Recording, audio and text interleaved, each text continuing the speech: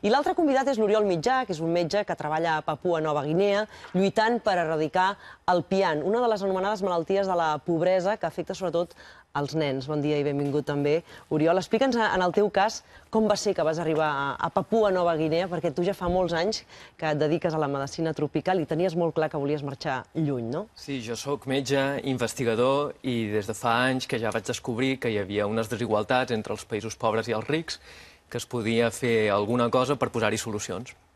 Havia viatjat, havia estat a la Índia, al Brasil, a la Xina, i un bon dia estava a punt d'acabar la meva residència en Medicina Interna i Malalties Infeccioses a Barcelona i vaig rebre una trucada, un e-mail, que em deien que hi havia la possibilitat de desplaçar-me a Papua Nova Guinea, una petita illa del Pacífic, per treballar de metge i investigador en malalties tropicals. A Lihir, concretament, no? A la petita illa de Lihir. Sí, i allà com és la teva vida i com decideixes quedar-t'hi després d'aquesta primera visita? Doncs arribo a l'illa de Lihir i faig un viatge en el temps, de cop i volta trobo uns poblats que encara viuen al Neolític, on no hi ha ramaderia, no hi ha agricultura, la gent viu de la recol·lecció de fulles silvestres o de fruits silvestres i cacen el porc senglar, on no hi ha aigua potable o aigua corrent, on no hi ha electricitat. És a dir, unes poblacions molt primitives i on hi ha un problema molt greu de salut pública i de prevalença de malalties infeccioses. És el PIAN.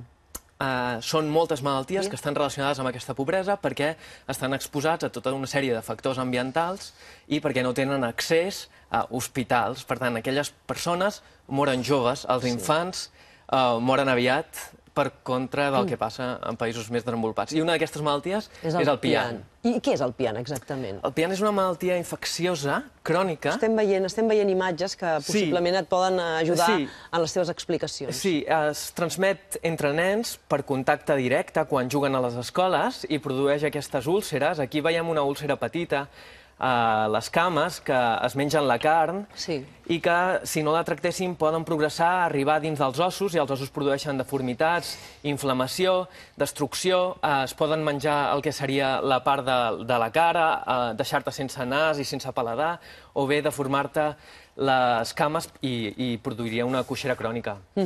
I afecta sobretot els més petits o afecta tota la població? Sobretot els més petits. És una malaltia que està emparentada amb la sífilis. La sífilis afecta els adults i això en diríem que és la sífilis dels nens. Els nens, al jugar entre ells, s'ho transmeten i estan més colpejats per la gravetat. Per tant, de la població que tu coneixes allà, quin percentatge de població la pateix? Perquè en el moment en què això és contagiós, els nens estan en contacte els uns amb els altres. O això genera una marginació afegida dels nens que contrauen aquesta malaltia? Les dues coses. És a dir, vam voler veure quina era la magnitud d'aquesta malaltia i vam anar a les escoles i vam demanar als professors que fessin aixecar els braç a tots els nens que patissin la malaltia.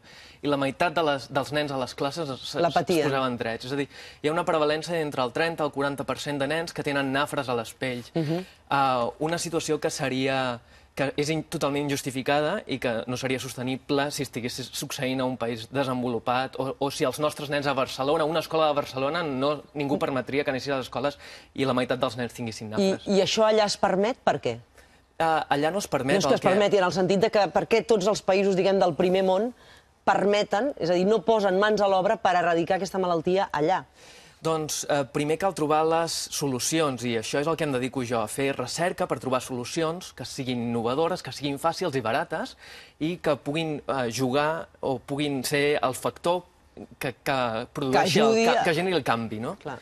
I això és un punt clau del que, si vols, en podem parlar. És la recerca que jo he fet i que ha obert noves expectatives a que es pugui erradicar una malaltia que ha afectat l'ésser humà durant més de 2 milions d'anys. I aquesta recerca en quin punt es troba? En quin punt es troba aquell possible medicament que podria curar aquests nens? Estem molt avançats. Abans que nosaltres comencéssim a fer recerca, havíem d'anar a aquestes escoles tan llunyanes, tan rurals, tan remotes, amb injeccions.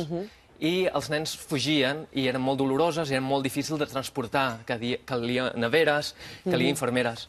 I nosaltres descobrim que hi ha una pastilla que és molt vulgar, que nosaltres comprem a les farmàcies sense recepta, i que tots vosaltres heu utilitzat per tractar els vostres nens. És un antibiòtic que es diu acitromicina. I una pastilla de citromicina és suficient per curar aquests nens. Aquest nen amb malaltia de Pian. Però aquests nens no tenen aquestes pastilles. Què valen aquestes pastilles? Què costaria? Quin cost econòmic suposaria? Les pastilles són molt barates, costen 20 cèntims d'euro, i després, a part de la compra de la pastilla, cal distribuir la pastilla, és a dir, portar-la a aquell nen i posar-la a la boca de les persones que les necessiten. Com a màxim seria entre 1 i 2 euros per persona. I estem parlant d'unes poblacions entre 40 i 80 milions de persones a risc. El cost d'administrar aquesta pastilla a totes les poblacions on el pian és endèmic és baix, és molt baix. Jo sempre ho comparo amb el cost d'un Airbus, és a dir, amb el cost d'un avió. Podríem salvar tota aquesta població. Podríem erradicar una malaltia del planeta i deixar un llegat, és a dir, deixar la següent generació lliure d'aquesta malaltia que produeix tant de patiment i tant de dolor. Suposo que és una gran satisfacció per tu, malgrat veus en el teu entorn la proliferació d'aquesta malaltia, la investigació que dus a terme, que la investigació estigui avançada, que gràcies a aquesta investigació es puguin començar a pensar en la idea de que es poden salvar totes aquestes vides i que es tracta només d'una qüestió econòmica, per bé que és molt important. Ara ja parlo més de satisfaccions personals, de veure complerts una mica els objectius que et vas marcar quan vas començar a estudiar Medicina. És a dir, és una gran satisfacció i la meva natura és ajudar aquelles persones que ho necessiten. És a dir, no puc veure que una persona pateix, que tinc les capacitats, les aptituds, el coneixement per donar-hi una solució i no fer el que és necessari per ajudar aquestes persones.